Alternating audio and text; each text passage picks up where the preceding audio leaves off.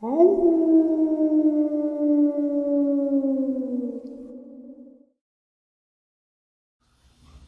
and salutations, everyone. I hope everyone is still doing well. We are that much closer to tonight's live stream.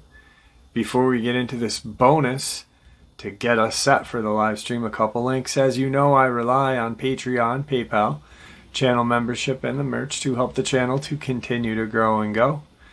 Links to Patreon, PayPal, and channel membership are in the description below. The merch is displayed directly under the video.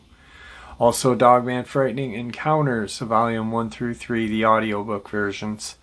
They were written and researched by Tom Lyons, narrated and produced by me, Jeff Nadolny. Those audiobooks are available on Audible, Amazon, and iTunes, links to which are also in the description as well. And finally, last but definitely not least, if you'd really like to help support this channel to continue to grow and go, simply subscribe. It doesn't cost you a cent. Click that like button, it takes half a second. If you don't want to miss out on any of the informative uploads I put out daily, click that bell icon, and folks, please leave a comment. Why? Well, because all of these things, they really do help this channel to continue to grow and go. And yes, folks, they definitely matter. Now, everyone, I have taken far too much of your time. Let's jump in to tonight's bonus, shall we? Today's first encounter. Mike lives near Irwin, Tennessee, along with his wife and their dog. Mike and his wife have had 2 encounters with feral wild men. One encounter was just recent. Mike said the first encounter was back in June of 2019 when he and his wife were both in their living room together watching TV at around 8 p.m. They were both startled when they saw a deformed man's face appear in a window. Mike's wife literally yelled out in fright, stared at them, and gave them an evil smile and ran off into the woods. They did call the police. Police searched the yard and tree line but found nothing. By 11 p.m., while in bed, Mike and his wife, who couldn't sleep and had the gun nearby, heard disturbing laughter from outside of the window. The laugh was a lunatic-type laugh. Mike took his gun and went out the door and out of his porch, where he yelled, "Get the hell out of here," and shot 2 rounds into the ground. Mike saw not 1 but 2 wild men run from behind his shed into the woods. Mike was so disturbed at the sight of them that he shut and locked the door. He returned to the bed with his wife, but they both could not sleep. The following morning, Mike's wife routinely let their dog outside to use the restroom. The dog will do her business, then will always return to the front door and scratch to be let in. The dog was not seen again since his wife let her outside that morning. Just last week, Mike's wife had a sighting. She was returning home from the supermarket and was unloading groceries from her truck when something up in the trees grabbed her attention. She saw a deformed man up in a tree staring at her and grinning widely. She got back in her truck and left and drove to her husband's office. They both don't know what to do because the police are finding nothing and they feel like they are not being taken seriously by law enforcement. Mike did install several security cameras. Mike's description of the wild man: taller than 6 foot, thin but toned body, long hair on their heads with patches of hair throughout their bodies. Pale gray skin, long fingernails. Eyes are large and wide and are black. Looks like a man/Bigfoot troll mix, deformed features in the face and head. Update. Mike did locate the dog about 1/8 of a mile from his house in the woods, dead. The dog was not in great condition, and I will not go into those details here, but fur was how he recognized his dog. To be conservative, there was not much left but fur and bones. The wife does believe a feral wild man is responsible. Mike and his wife continue to have sightings, but mostly up in trees. They have excluded the police because the police never find anything and have told Mike and his wife that they are most likely seeing campers throughout the woods. Mike's wife stated that she is aware of times when the feral wild men are near because of an odor, a very distinct odor. The wife seems to be having more sightings than her husband. They believe the feral men are more interested in her.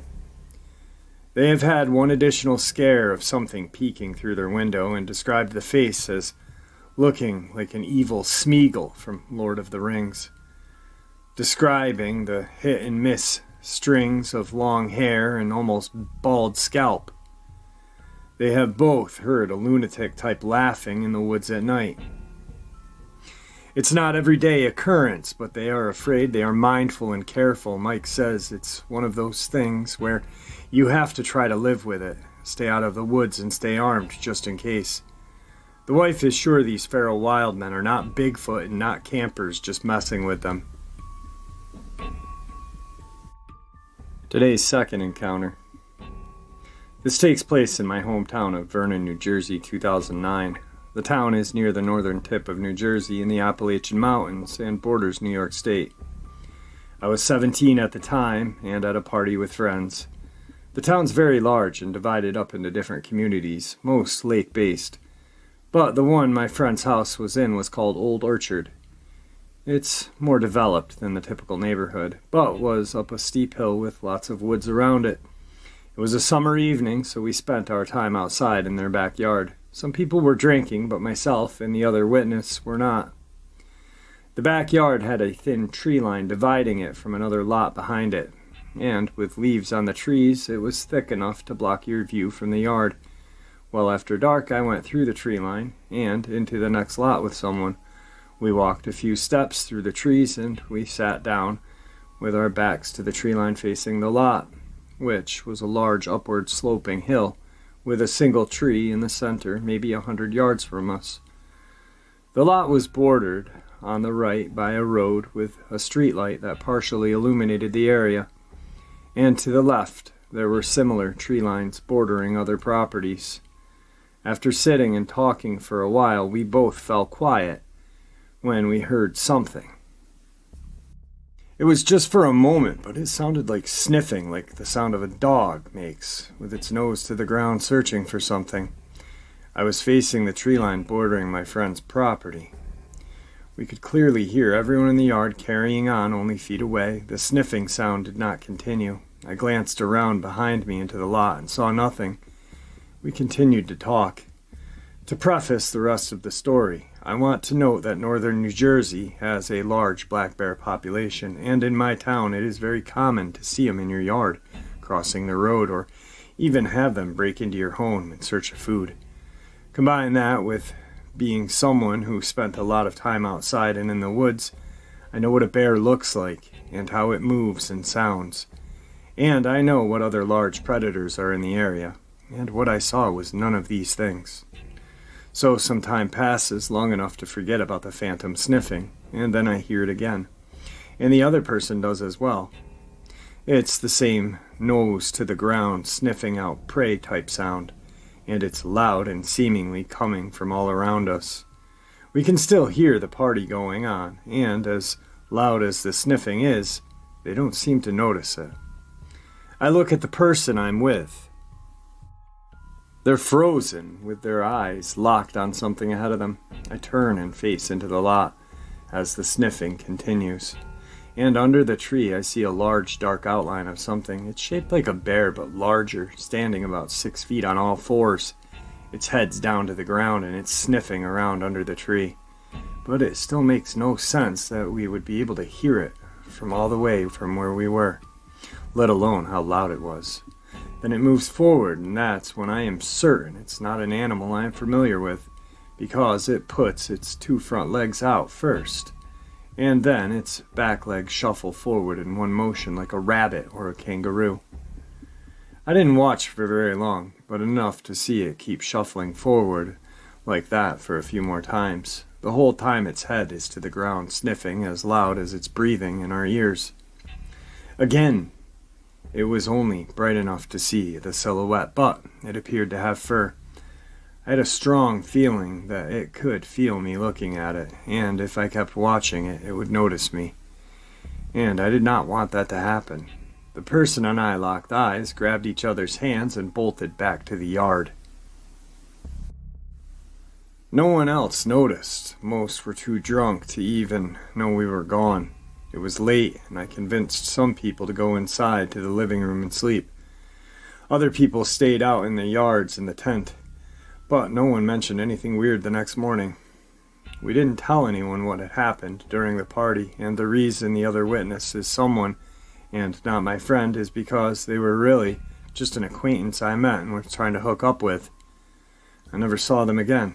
I don't even know their last name. I want to contact them and ask them about it. And we didn't speak of it to each other while at the party either.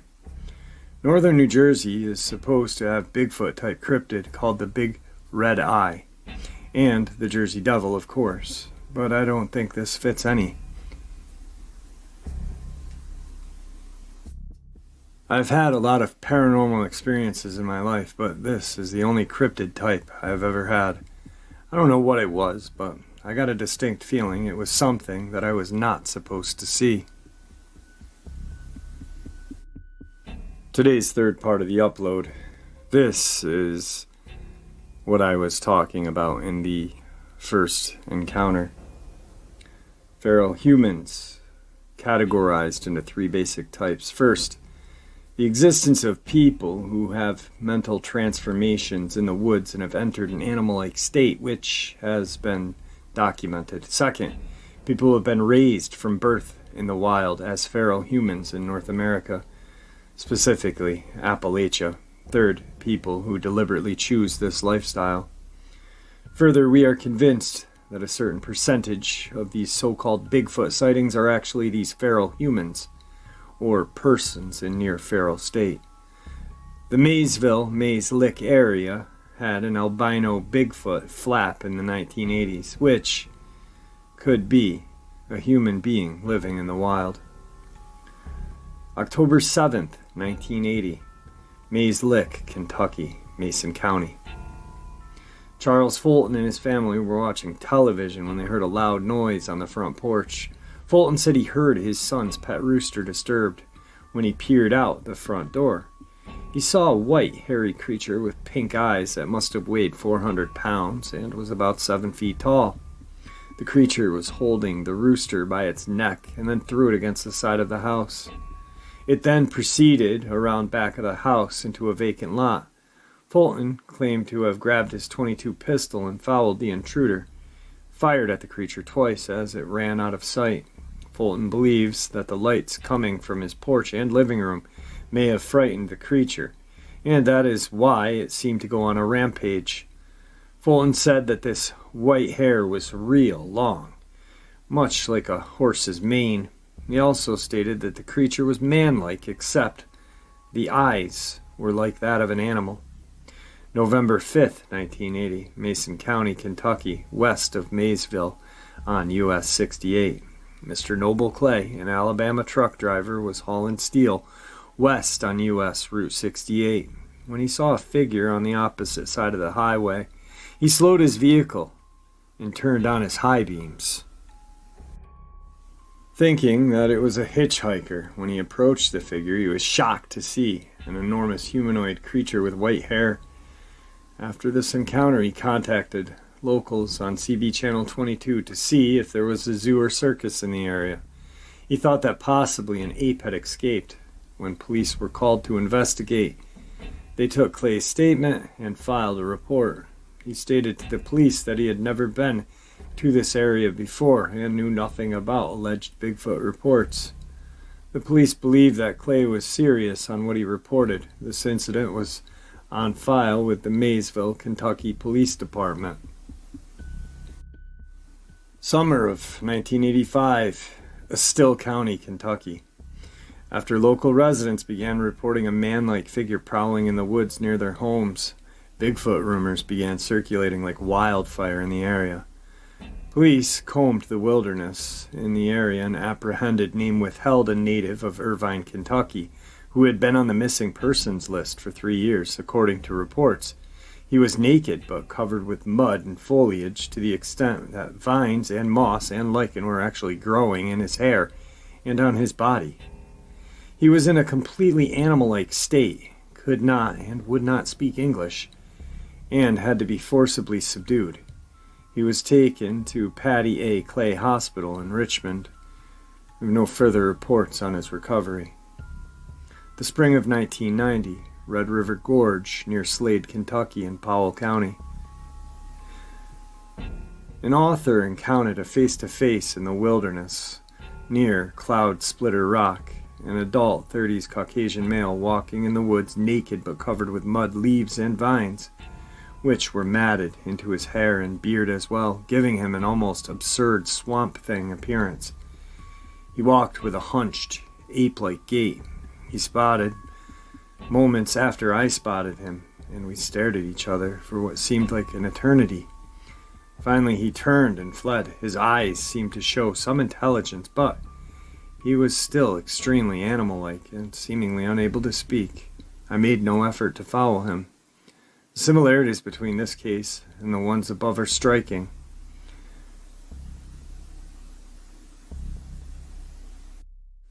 Today's fourth part is where some of these missing persons and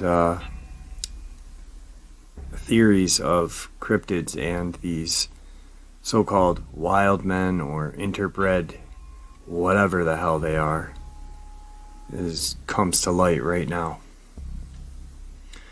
I live in the Great Smoky Mountains, and I know what snatches children.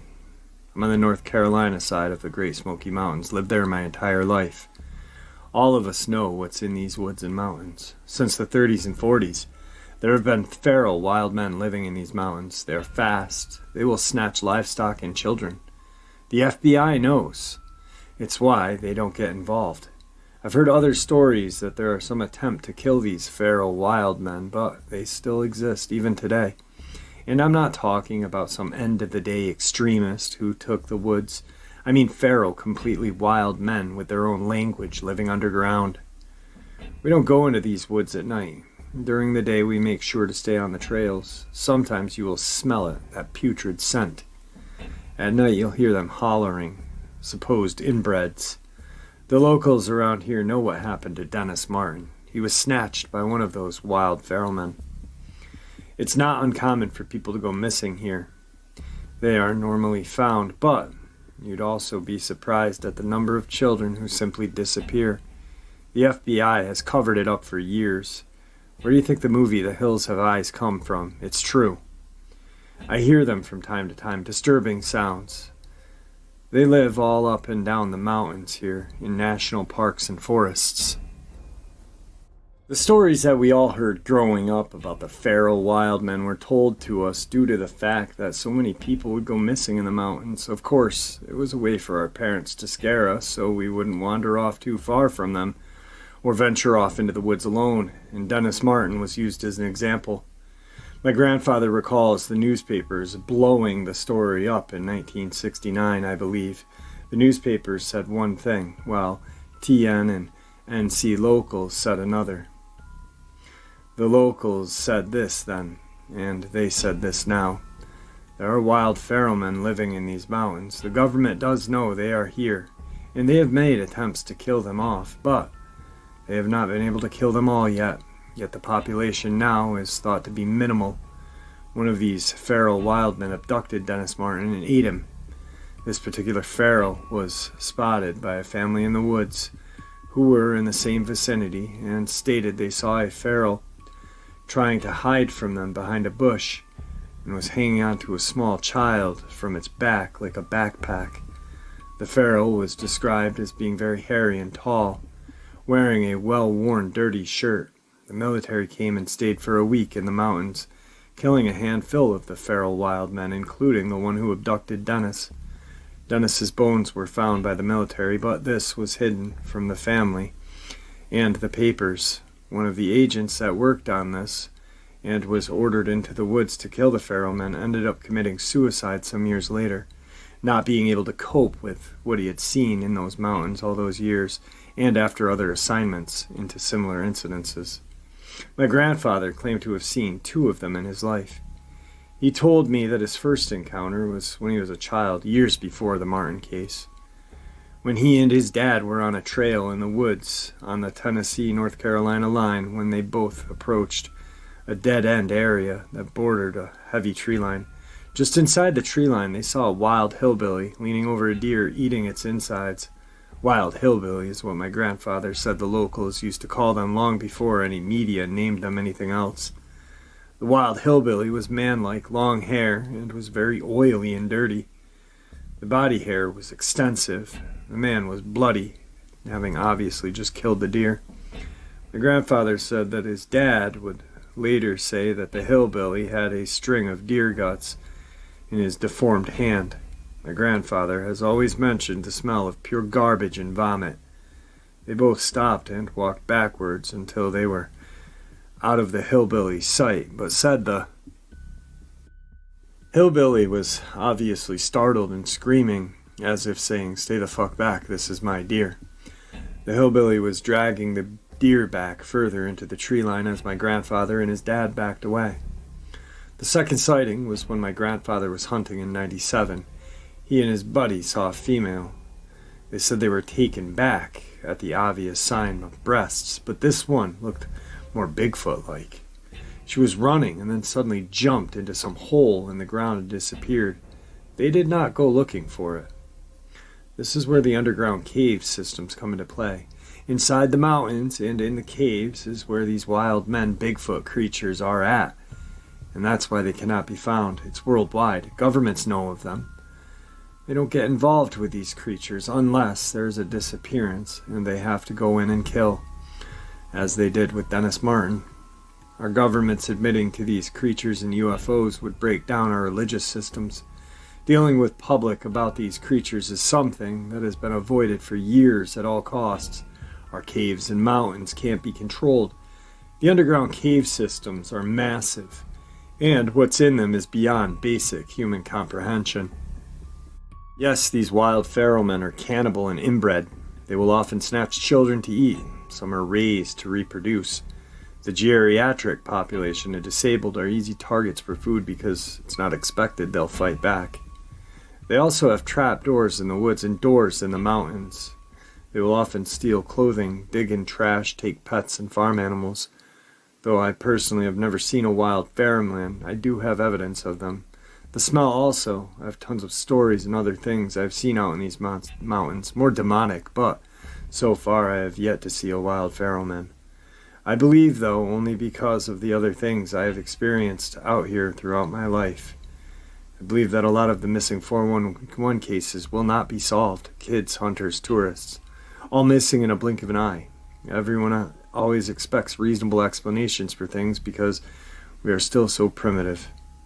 Our eyes are just not open to what's really out there. I do not believe much of the population could mentally handle or cope with it if they did know the truth.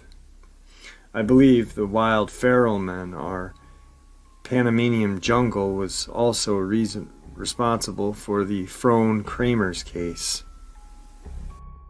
I'm a believer, yet I still live here in these woods. If you're a hiker, a hunter, or grew up around the mountains, then you know the hold that the mountains and forests can have over you. Such beauty, such fright. Today's final encounter. I went on a family vacation to the Great Smoky Mountains. I'm not sure what month it was, but in the spring. We'd been there a few days, exploring just everywhere. This is something we have done every year, but this year it turned out to be very different. It was the day before we were about to leave and head back home. My dad decided we would all take a walk down the trails and streams. We were at Deep Creek Loop Trail. My dad had taken his fishing pole. Dad, Mom, my brother, myself were walking by the stream. My brother and I kind of walked away from the stream a little ways off the trail into the woods. I'm not sure how far from my parents. I do know I couldn't see them anymore. I don't remember if my brother or myself saw it first. From a side view, my first thought was an animal because of the movement in the trees. So being very quiet, we stepped to the side by the tree to hide and be able to watch it. What I thought was an animal was indeed not. It heard us and turned toward us. What I saw was horrifying. It was bent over, devouring a dead animal, possibly a deer. It was tearing its guts out and eating it. It had bloody hands, face, and chest. I saw enough to know this was not an animal, but dear God, it was not a man either. It had blood, flesh hanging from its mouth and hands. It had a large forehead that looked like it had knots. It was very hairy, but not as hairy as a bear or Bigfoot, and between the blood and skin looked dirty. It was a deformed man. We were so scared my brother took off, running first, then I followed. I turned just for a second to see if it was coming after us. As I was turning to run also, it took off running the other way. It didn't stand totally straight up, but I could tell it was a male. By what I saw, it was at least 6 feet tall, may have been even taller. Since he didn't stand straight, it was hard to tell. He was pretty thick, but still very skinny and deformed. What got me was how it looked like a human man and a creature mix. I could also smell an odor that was like flesh and garbage. We ran back to my parents and told them. My dad at first thought we might have been trying to pull a prank on him. He played along and walked back to where he had come from. A minute later, he came back and said, "We have to go now."